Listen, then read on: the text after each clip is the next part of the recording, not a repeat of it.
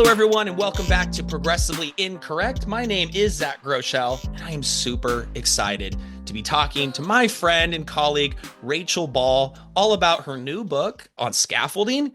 And we're also going to talk about Steplab stuff. Speaking of Steplab, by the way, I don't know if you knew, but this podcast is supercharged by Steplab. We're holding many different in-person and online events in an ongoing basis across the United States and Canada. Just get in touch or go to hello@steplab.co and find out how you, a leader, a principal, a coach, can get into this world of evidence-informed instructional coaching. This podcast is also brought to you by John Catt Educational, which publishes some of the best books in education, including my book, Just Tell Them, The Power of Explanations and Explicit Teaching. Go ahead and check out the show notes, look at the catalog, see what they're putting out. They're always sending me new books. And honestly, I love the guys at John Catt, and start your evidence-informed learning journey. Rachel, it is so good to see you. I've been waiting to record this for a long time. How are you doing? I'm doing really well, thank you. I'm very excited to be speaking to you today. Well, everyone knows you across the pond, but for people who don't know you here, what do you do, Rachel?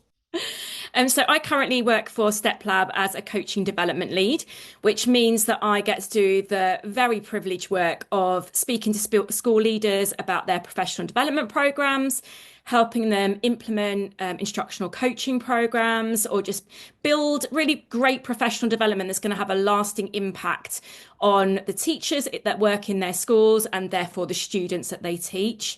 I get to write content for the site and to just generally support school leaders, leading training, all sorts of exciting things. I love that. We're going to talk about that because we're definitely going to be doing some in-person stuff pretty soon, you and I. Let's leave that to the end. You have now put out a book. It's just coming out soon, but promos are there, called The Scaffolding Effect. Tell me, what was your process in putting this book together, and why did you choose the topic? So before I worked for Steplab, I was a teaching and learning lead in a large secondary school. I've been a history teacher for over 20 years. And something that I was noticing more and more in classrooms across my school was that teachers were doing a better job of challenging their students. And we had moved away from some not great times in teaching where we were using a more differentiated approach, something we might talk about later. But what I was noticing was that lots of teachers across my school didn't really know how to scaffold well, or we're making some really common mistakes with scaffolding, things like presuming that scaffolding meant just adding a worksheet into the lesson. And this just got me really, really interested. And so I did some work across my own school where we started to think about levels of scaffolding, and an approach where we thought about, well, if I was doing some light touch scaffolding in this lesson, what might it look like? What might it look like if I was putting in a much deeper, greater level of scaffolding? And we did this process where we worked with middle leaders across the whole school for every subject and put that kind of a policy together for every subject. And so what that gave every subject was a bit of a guide. If I am teaching a new concept and I think that students might have some barriers to their learning, what kind of approaches could I use without jumping straight to adding another worksheet in? And that went really, really well across my school. I wrote an article for an education newspaper in the UK called TES, Times Educational Supplement. And from there, I was approached to think about writing a book. And so along with my very good friend, Alex Fairlam, we have now written this book that kind of takes that approach of thinking about scaffolding, but explores it in a lot more depth. So we started by thinking, well, where would a teacher scaffold in a lesson? What parts of the lesson would need scaffolding? What would those approaches look like? How does a school leader implement scaffolding across a school without bordering into maybe some lethal mutations? And that's something we talk about in the book. And what kind of professional development would teachers need in order to do this scaffolding well? But we do open with kind of, well, what do we mean by scaffolding? And how is that different from that differentiation approach, which is something lots of schools in the UK had been using? There are some schools that still use it, but generally in UK education, it's something we've moved away from, but was very prevalent for the last 10 to 15 years. So that's kind of like where the journey of the book came from. We were really lucky that the book is part of a series with Inner Drive. So they have been fantastic support. They've done the graphics for the book. They've helped do some editing and written Brad Bush has very kindly written the foreword for us as well. So yeah, we're super excited about it. The book's out in July, but you can pre-order now on Amazon. I'm excited for you because I talked to Bradley Bush about, how the series has gone together, and he's so good at supporting people and supporting educators. And if he's listening, I just love his work. So that's so awesome. So Definitely. let's get explicit, and we know that we don't have visuals in the podcast space, so we've just got to be very concrete. People define scaffolding in many different ways. How do you define it in the book? So we use first and foremost the EEF definition. So that's the Education Endowment Foundation in the UK, who are a research-based organisation. They distill a lot of research for audiences in the UK about what works. And for us, that definition it provides some helpful thoughts. So they talk about scaffolding being a metaphor for temporary support that is removed when no longer required. And they also add that it can be visual, verbal, or written. So I think there's two things there to draw out. First of all, scaffolding is temporary. And we know that teachers can fall into the trap of keeping scaffolding up on a more permanent basis. We actually write in the book that if everyone has a scaffold all of the time, it's not a scaffold, it's just your lesson plan, that scaffolds are to be removed. And that's something that's very difficult. We talk about in the book the journey of removing that scaffolding. One of the things about scaffolding is that it's hard to get right because that's your professional expertise thinking, right, am I ready to pull this back from students and let them be a little bit more independent? It's a very difficult process, something that novice teachers find very difficult. But first and foremost, that it's temporary support. Secondly, that it isn't just a worksheet, it's visual, verbal, or written. And for us, that means that when one of the things we explore in the book is that verbal cues, for example, are a really excellent scaffold. And if you think about that tiered approach to kind of how heavy your scaffold is, if you like, you should really be starting with things like verbal cues first, and then maybe building up to more written support if the students need it. Or vice versa, as you're taking away that scaffold, you might pull back so that it is just a verbal cue that students need at the end. And we in the book explore different types of verbal cues. We also talk about the different aspects where you might put scaffolding in. So things like how do you scaffold retrieval practice? How do you scaffold through your explanations? How do you scaffold through modelling? And so on. The other definition that we use is one from Inner Drive, and they talk about gradually removing the amount of support that students receive as students develop their expertise. And for me, that's a lovely little addition that it is responsive. So yes, it's temporary, but it is responsive to the needs of the student. And I think it's really important to set the scene of scaffolding in the wider frame of adaptive teaching. So we need to be responsive to our students. We need to adapt our lessons. One of the ways we adapt them is through scaffolding. And there's a brilliant blog written by John Eaton from Kingsbridge Research School. And he talks about adaptive teaching as being a framework of before the lesson, you anticipate the barriers. So, for example, I know that I'm teaching a really difficult concept and that there's some pre-knowledge that students need to unlock before we start and move into this explanation of this new concept. Or I know that we're going to be reading a challenging text and that some of my students have lower reading ages. There's some work that I need to do to kind of eliminate that barrier that they're going to face, through maybe adapting my resources. So there are things you do before the lesson. During the lesson, you then are using your constant checking for understanding to see what students are capable of doing, what they're understanding, and then you live adapt your lesson and then put in scaffolds where they're needed. So there is some work that you do before the lesson to eliminate some of those barriers, but actually a lot of the practice of scaffolding takes place during the lesson in response to your checks for understanding. And I think that was a really big light bulb moment for me, thinking about the approach that's so different from differentiation. The fact that actually, if you think about workload, if you think about the right thing for our students, the amount of scaffold that you put in should be dependent on what you see during that lesson. I love that. I'm thinking about the new teachers that you mentioned earlier. It's nothing against them. A lot of times they haven't been trained properly, or it's just something to do with the fact that we need to accrue a lot of hours, often in partnership with a coach or a more expert teacher, to develop these skills and habits. But what I see a lot of times is some teachers just seem to be paralyzed into making those in the moment adjustments. It's sort of like I can say what I'm going to say. I'm going to set you off to what you're going to do. And if it just doesn't go right, that's off script, and I'll just have to wait till the lesson ends in order to recalibrate. You see this a lot of times with presenters too, where the PowerPoint is sort of leading the presentation and they're not listening to the people in front of them. Like I one time showed that video of Isla doing from Steplab that was her really like going back and forth with the Yeah. kids. And a teacher raised her hand and said, "Can we just watch a few more of those?" Like that was one of the most amazing demonstrations I've ever seen. But it's really hard sometimes when you get on a certain path to do what you're saying. What are some of your advice on how to kind of get out of Yeah. that mold?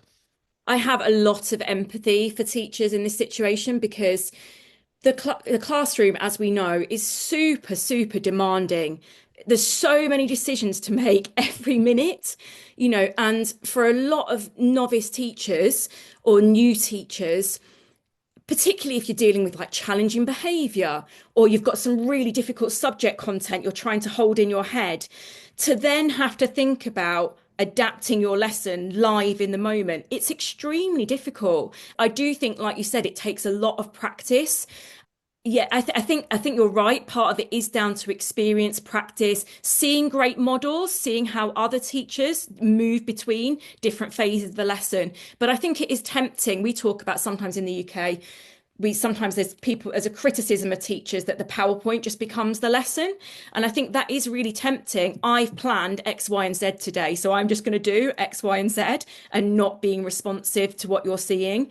But I think it comes with experience. I think it also comes with very, very good subject knowledge. So the more you know your subject knowledge, the more flexible you can be because that part of cognitive load has been dealt with, and you can then think about, well, actually, do I need to provide another model here or have they got it? I'm just going to do a few more checks for understanding. There are things that you can do. So ahead of the lesson, things like preparing those checkpoints. So that check for understanding, that can be scripted in advance. You can think, I've taught this bit of content. What would be a really good hinge question for me to ask now? And that will help me decide whether I do provide another model or whether I do add a little bit more scaffolding in. So I think that there are preparations you can do before the lesson. But I definitely empathize that I think it is a really challenging thing for teachers to do. One of the things that we came across when we were researching the book was that what we found was that novice teachers are much more likely just to make the work easier for everyone instead of adjusting the content and scaffolding for the right students at the right time. They tend to perceive scaffolding is just making the work easier. And so the more that we can help to build teachers' knowledge and understanding of how to adapt the lesson, I think the more comfortable they're going to be. I want to bring this to you because I wrote a blog about it a while ago and a lot of people resonated with it. And it was just sort of a criticism of someone else's idea, which was that there's two types of scaffolding. There's the good type and there's the bad type. The good type, says this person, is always just in time. It's always reactive, right? And then the bad type is just in case scaffolding, right? Putting in place certain structures, certain supports, verbal or models or worksheets or whatever that prevent errors. And what the argument was that the best type of scaffolding is really just reacting to students as they go. That didn't sit well with me because you mentioned earlier there's the pre-lesson bit that Mhm. would fall into this just in case type of scaffolding. Maybe I'm curious what you think about that kind of Mhm. division and whether or not you find any value in that. I think it depends whether that is taken to the extreme of, well, I don't need to prepare anything in terms of this lesson, and everything's reactive. But I think that's wrong because there are certain barriers that you do need to prepare for in advance. So, for example, I will always use challenging texts when I'm teaching history. We use adult historians' books in our Key Stage 3 lessons. But I cannot just give them the book and just hope they'll be okay and then add some quick scaffolds in if they need it. I need to do some preparation with that. I will build it into a guided reading structure where we have summaries for every paragraph. We get the students to kind of give each paragraph a title so they are really clear what's going on. I will make sure that I have definitions of certain key vocabulary explained next to the words, so to help with cognitive load and unlock that meaning for students. It would be wrong of me to go into the lesson and not do that kind of preparation, and yet that is technically a scaffold. Yes, the scaffolding does need to be responsive, but I think we've got to do that piece of work first of all about thinking about those barriers. The first time that my exam group tackle a new piece of subject content or a new exam question, new type of question, I will need to do more scaffolding because it's new, right? So I will prepare some of that in advance. I think there's also a case for preparing some things, having them in the background, and then using them if you need to. And I think that's like a third Yeah. category. Excellent. I just find it so important to embed planning into this, and that Mhm, mhm. whatever you can script or practice or rehearse before you get into that room is going to make you so much more Yeah, confident. And what you can, and the best teachers are thinking about, how do I get ahead of a yeah, behavior or ahead of a performance issue? yeah. So a good There's, example with that is if you think about modeling. So something we talk about when we talk about modeling is you have your pre-prepared models, you have your live modeling. You might have a novice teacher where they really want to try live modeling and they think that's going to be a really great way to help their students learn. One of the things you might suggest to that teacher is script your live model in advance, have that next to you as a bit of a comfort blanket when you're doing your live modeling, because you've got so much to hold in your head teaching that lesson. It's just that little bit of like, if you forget what might come up next or a good way to start the next paragraph, you've got that comfort blanket. So I think you're absolutely right. That preparation and that scripting in advance is really crucial. there's another element of this, which, and maybe you see it less in the UK than you did 12 or so years ago, but you talk to teachers and they'll say, I am scaffolding. What they mean, however, is they are sort of setting kids off on lots of independent work, and they're kind of bopping around one kid at a time. And they're meeting with them and they're helping them just before they fall off the cliff. But guess what? Everyone else, lots of kids are falling off the bus and the cliff at this point. And there's, what they mean is that scaffolding for them can only be done individually, and it cannot be done whole group. It cannot, it's that isn't the method that they mean when they refer to this. I mean, have you kind of heard of that? Yeah, a bit. I think there is a place for that verbal feedback, those cues that we talked about earlier on. I always give the example that sometimes there are some students who just struggle to get started with a task. That first kind of sentence is hard work for them. And so just saying, we did a very similar question to this yesterday. How do we start that one? That might be all that that student needs. But I think before you set students off on that independent work, you need to set them up for success as much as you can. And therefore, kind of just setting them off and then doing the scaffolding is the wrong way round for me. I think you need to do as much as you can ahead of that. And then the extra scaffolding of kind of your circulation has got to be manageable if you've got a class of 30 kids. And that's like your last layer of support, if you like. So much can be done for the whole class ahead of that in order for the students to be successful. So you mentioned, and we've got to address it, the elephant in the room, which is differentiation. Of course, people define it in different ways, and there's an element of truth to, or of good practice in any idea.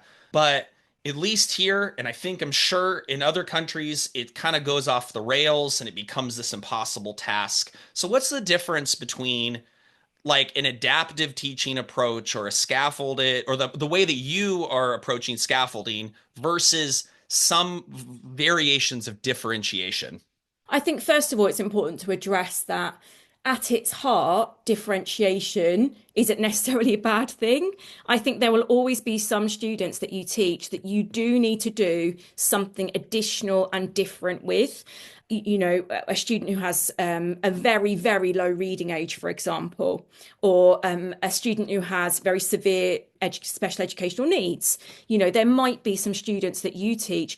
It could even be as simple as a student where there's a language barrier, or a student who's missed a large amount of the content. You need to do something separate with them, something additional. However, what we reached in the UK was a phase of teaching where we would have differentiated learning outcomes for the lesson. So all of you will do this. Most of you will be able to do this, and some of you will be able to go on and do this. And that's what we used to explain to students every lesson. Sometimes it was gold, silver, bronze. Sometimes it was must, should, could. Sometimes it was almost some. We then had this phase where there were then differentiated groups from that. So you're on the red table, you're on the yellow table. Or as my friend Alex talks about, in their school, they divided the groups into kind of subject specific names. So in RE, the group names were Jesus, Mary, and Joseph, which I think is hilarious.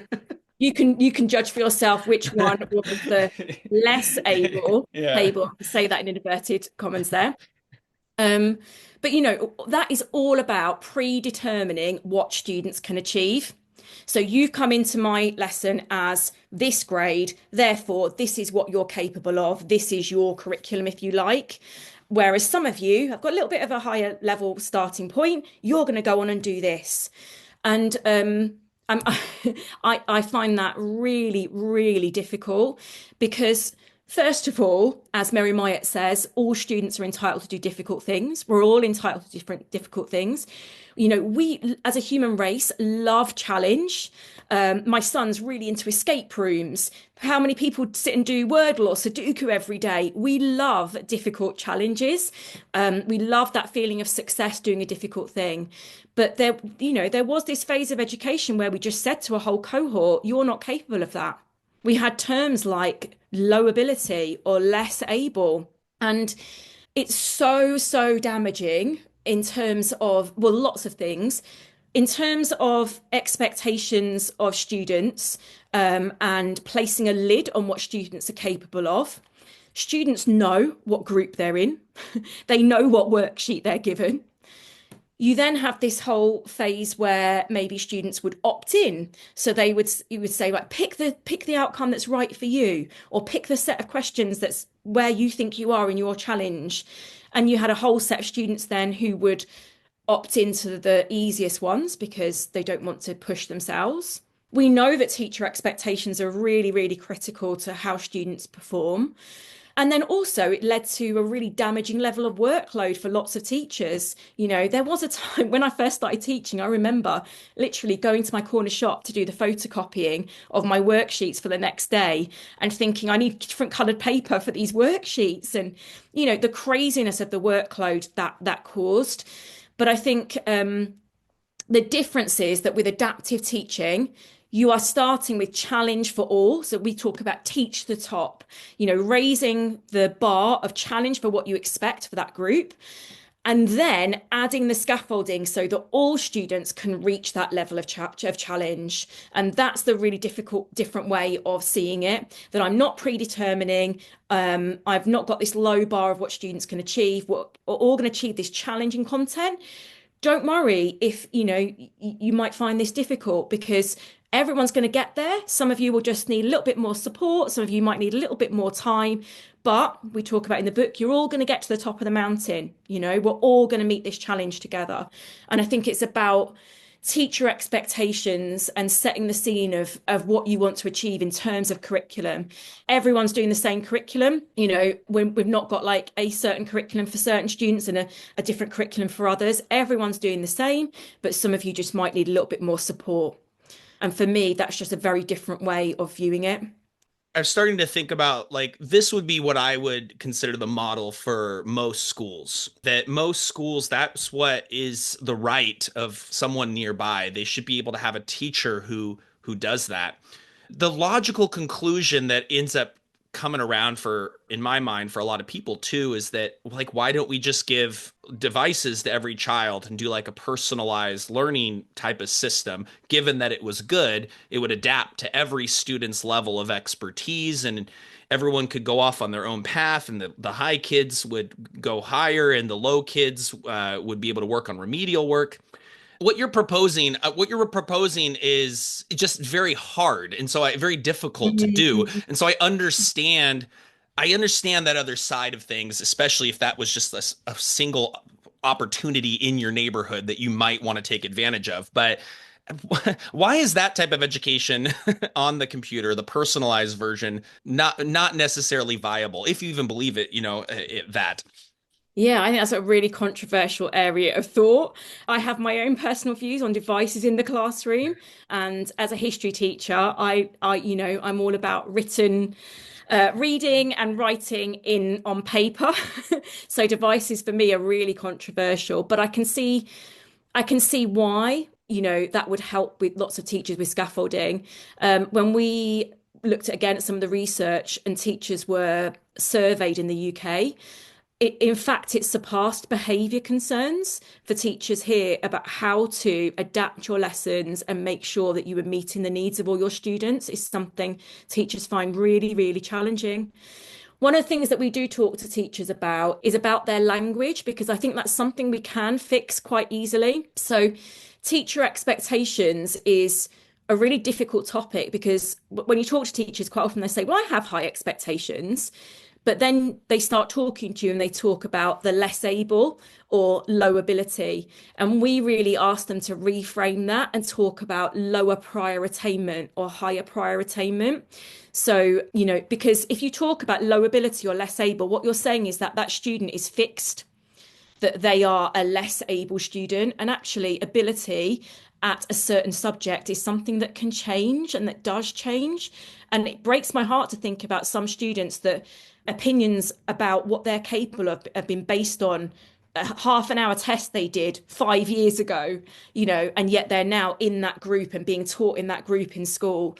Yeah, that's one of the things that we ask teachers to reframe, just thinking about their language and not saying things like, oh, they can't do that. Or even one of the things that we challenge is using something which I would say is still quite prevalent in UK schools. So having like a challenge or an extension on a Yeah. slide.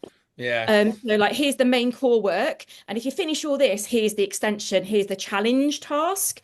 And again, it comes back to that thing of like some students opting out of that challenge because they think it's not for them.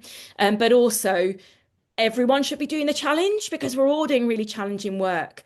It's Ruth Ashby here. She writes a brilliant blog about, she calls it, talks about mastery over extension. So when you have got those students who perhaps do finish quicker than others, because that does happen, getting them to go back and quiz themselves and do some extra retrieval themselves and really master that area rather than giving them an extension worksheet or more of the same things, I think is a really useful way to reframe that.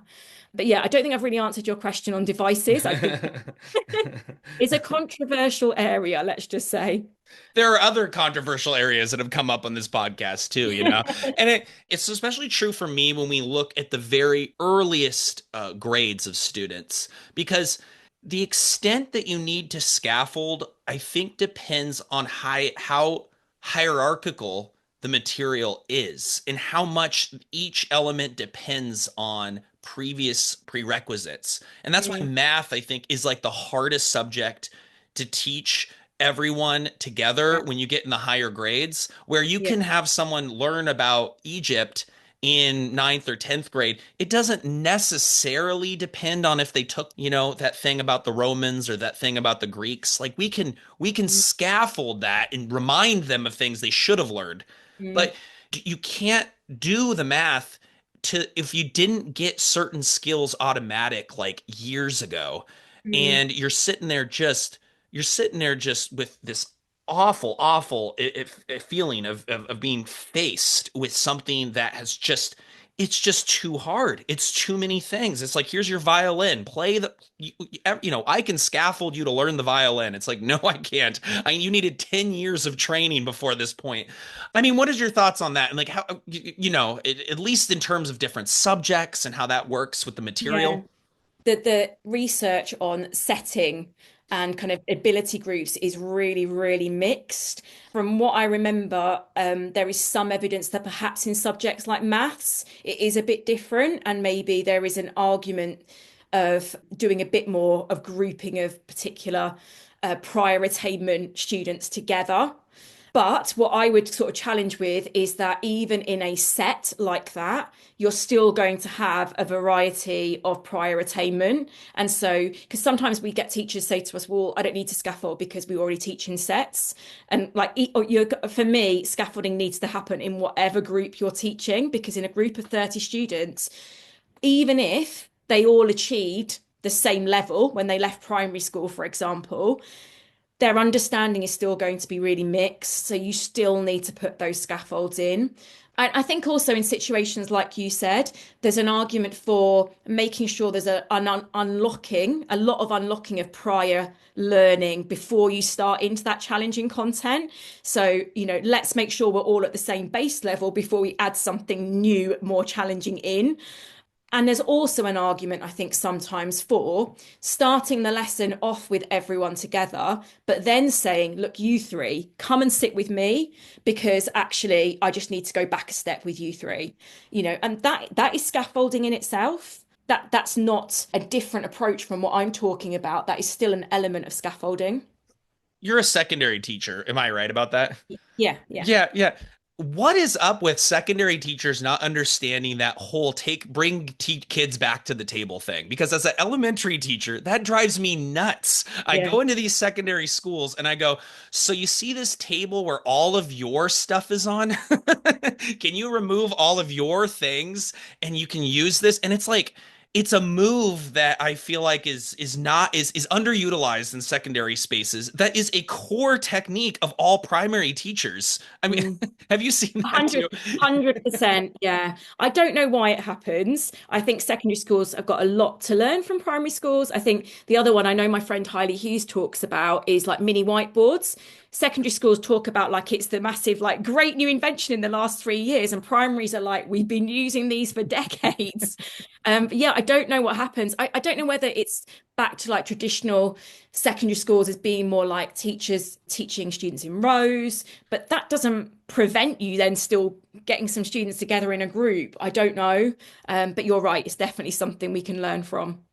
And what it communicates to the kids too. If you only do the so-called low kids, I keep saying that because it's just like it's just the word that people sometimes say. But the kids who are just missed that day, maybe they were absent, maybe they didn't, they were not quite there on your quiz, your probe. Um, if you only get those kids to that back table, fine, people might start associating that back table with kids who are falling behind. But when you get anyone who doesn't understand that thing, including what your most successful student who might have been absent or just didn't get it, you bring them back to the table and you're saying everyone's working, I'm here teaching. You're communicating to everyone that like this all matters. Like I'm not going to let anyone fail in this classroom. And Yeah. also the way that you frame failure, like it's like when a student gives a wrong answer and you say, that's not right, but I'm really glad you said that because that's a really common mistake. That's the kind of mistake that I made when I first looked at this Yeah. subject. Showing that failure is something to learn from, mistakes is something to learn from, and actually it's a good thing when you make a mistake because then you can put it right. So I think it is all about that as well, and the kind of culture that exists in your classroom.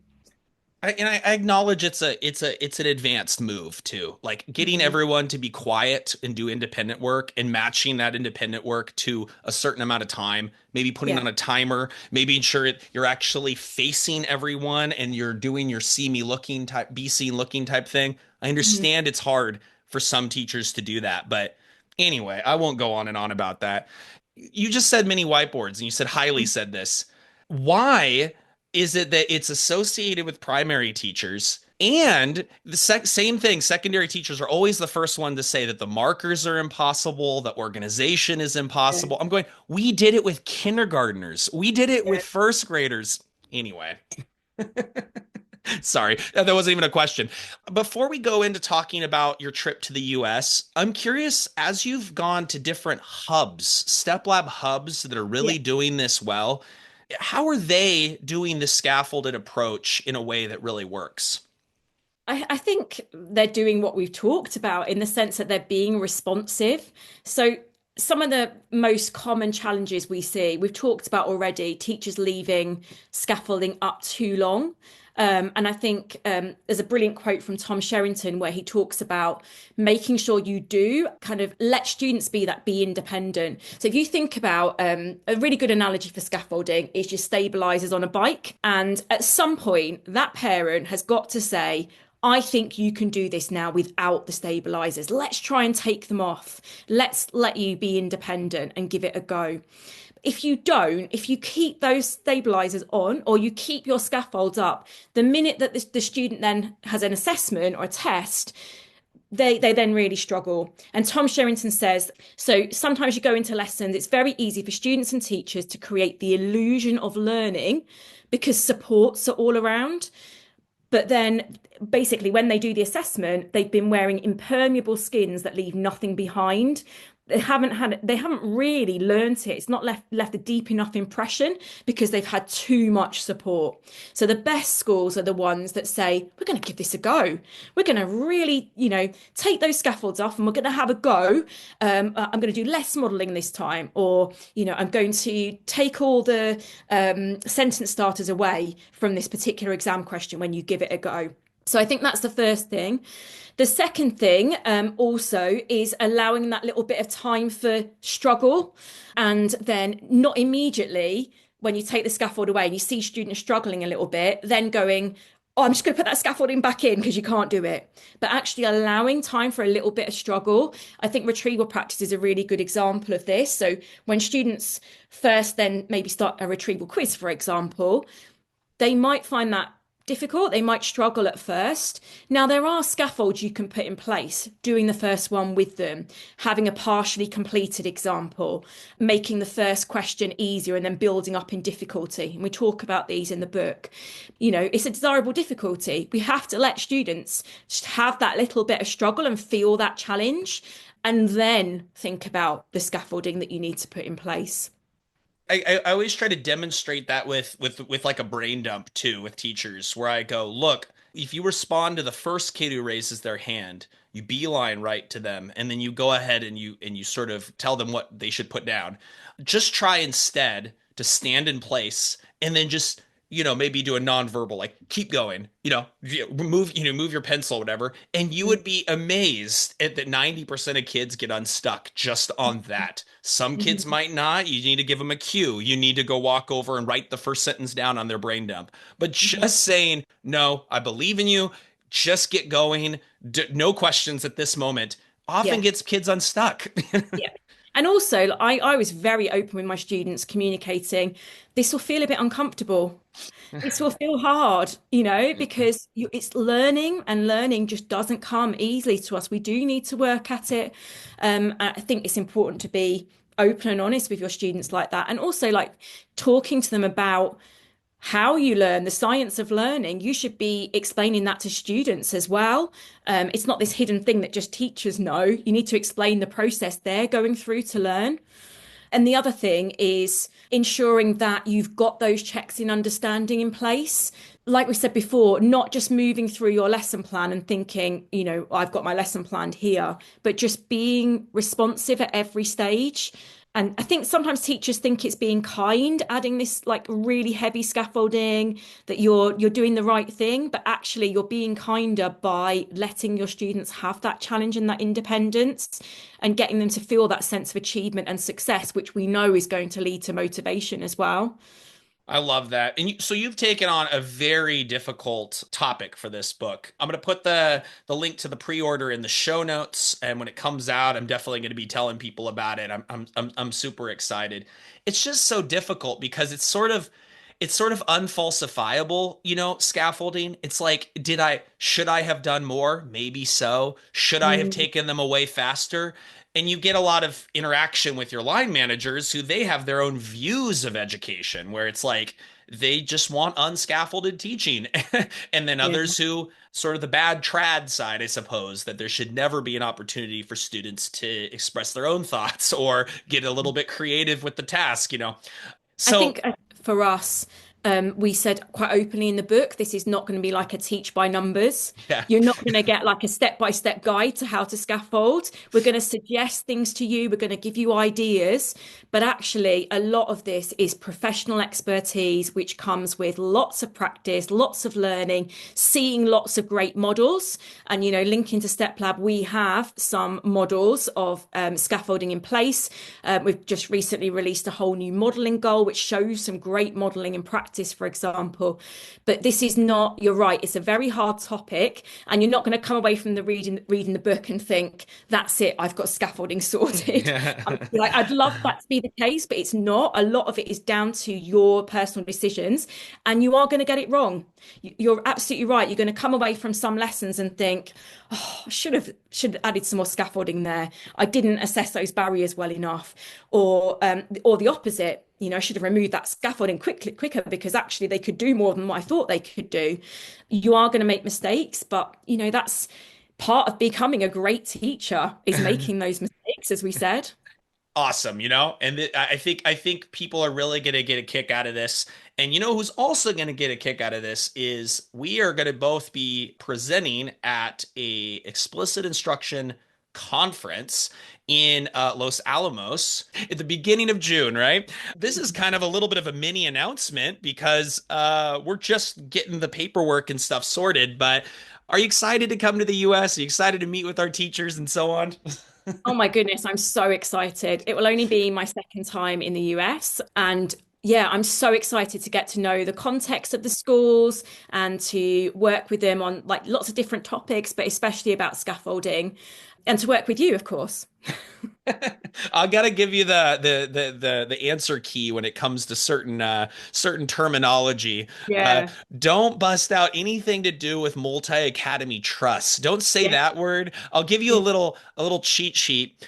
I think you'll be surprised at how many commonalities there really are. That there's not the education isn't really this big mysterious different thing that we all have to teach kids. And we have some of the exact same problems. Do you recall, are we still in the process of what you're going to be presenting on and so on? So I'm doing a few different talk sessions. So I am going to be doing a session on scaffolding. It's going to be split into two. So one part is going to be more about the difference between differentiation and adaptive teaching. And we'll do like lots of examples and looking at how you teach the top. So how do you build real challenge into your lessons? And then kind of how you can adapt. And then a session looking at more practical ways that you can scaffold. So we will deep dive on different types of modeling, how you can use scaffolding through cueing, how you can use scaffolding in explanation. So things like chunking, which I know you write lots about, analogies, things like that. And then I'm going to do a session on retrieval practice and some retrieval practice strategies. And then we are doing a session. I'm doing a session on PD and kind of what great professional development looks like. And as part of that, we're going to do a session on group rehearsal. And we're going to actually do some group rehearsal with some teachers, which is very exciting. Tell me about this, because this is a new frontier for PD in the United States is group rehearsal. I don't think I've seen it done more than a handful of times. Just kind of take us through it. What is it for? What is it? This idea of group rehearsal in PD. So I would say that it's still fairly new in the UK as well. I think it's something we've learnt more about over the past few years, and it's something that we at Steplab do really promote for a couple of reasons that I'll talk about. So essentially, group rehearsal is when you have a school or a group of teachers within a school who are working on a particular aspect of their practice. So let's say it's something very straightforward, like a call for attention in the classroom, teaching that particular step explicitly to the teachers showing them what that looks like in practice through some models, either live or using model video footage. And then all of the teachers in the same room getting a chance to rehearse with each other, giving each other a bit of feedback in between rounds of rehearsal. And through that process, you are then effectively kick-starting that process for those teachers going back to that classroom and being able to use that technique in their lessons. So we know rehearsal that begins that process of us overcoming habits in the classroom. So, if that's that they weren't really doing a call for silence, or that their call for attention was quite messy or woolly, they're going to tighten that up. This is going to help them overcome those habits and to kind of rewrite their practice in the classroom. But there's something really powerful about doing that all together as a group in terms of your culture. We are all as a team working on this aspect of our practice, and we're much more likely to get consistency in practice because we're all doing it together and we've got some very specific guidance about what that should look like. We would always like script as well, have an element of scripting before you rehearse so that you're not getting on your feet and there's not this like moment where you think, oh, what would I say if I was in front of in front of my students? You've actually had a chance to script it beforehand. And it really also embeds this culture of rehearsal and modeling, which lots of our schools are using in instructional coaching. But I think sometimes in instructional coaching, it's the bit of coaching that often teachers find really hard to do as a coach. But actually, you can get more comfortable with rehearsal in a coaching conversation if you've had a chance to do rehearsal in a group setting as well. And then you get to this point where actually we're rehearsing at a whole school level. We're rehearsing at an individual level through instructional coaching. And then you can start rehearsal at team level as well. So maybe in a subject team together, maybe middle leaders together will rehearse. We have schools in the UK where the SLT have their leadership team meeting and they'll do some rehearsal as part of that meeting. And so you've got all these different levels of rehearsal going on, which I think is really, really powerful.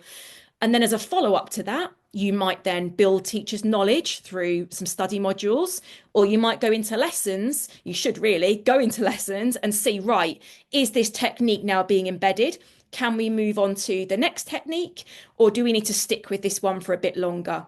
And that's the PD cycle that we talk about at Steplab with school leaders all the time.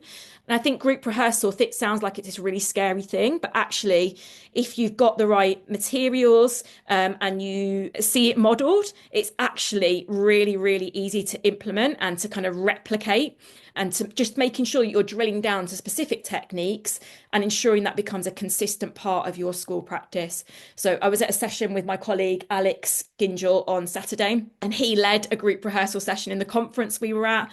And it was just so powerful. 45 minutes, we had everyone up doing some rehearsal, practicing a call for attention, and having a model of kind of how to think about implementing that in their schools. Yeah, I think it's awesome. It's crazy. It's bonkers to me, right? That we could talk about effective teaching with students, and then as we just talked about scaffolding, of just basically let's not make it all model, right? We've got other techniques in the arsenal to get them there. And then we go to PD and we're sitting and we're listening to someone go through a PowerPoint they made that same week. I'm so excited to meet with you in Los Alamos. I want to introduce you to people, and I want you to see that like I think things could possibly be bubbling up here if we just keep going in this movement. And right after that, we're going to research at Toronto. So I know my friend Nidhi Sachdeva will be happy I plugged it. What are you talking about there? I guess we're just going to fly over there, right? Yeah, exactly. Yeah, so excited about this. So we are, my colleague Rachel Saul is coming as well, and we are doing a session all about great professional development.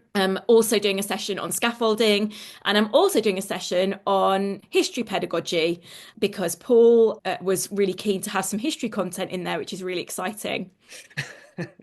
And I'm hoping we can get the Step Lab documentary playing somewhere too. That's another thing I'm trying to get going. So if you're listening to this and you're from Ontario and just around the conference and you're looking for us to come meet with your teachers for free. Just have some PD with your coaches, perhaps, or talk to your leaders. We just got a little gap between two awesome events, and that'd be me, Rachel, and our friend Rachel Sewell. So yeah, just email me after this if you're interested. Rachel, it has been such a great opportunity to interview you. I'm looking forward to all of our plans. We're going to change the world. I swear we are. Listeners, thank you so much for taking the time to listen to Progressively Incorrect. Please be sure to spread this around, give it a 5-star rating. Thank you so much for tuning in. Rachel, take care. Thank you.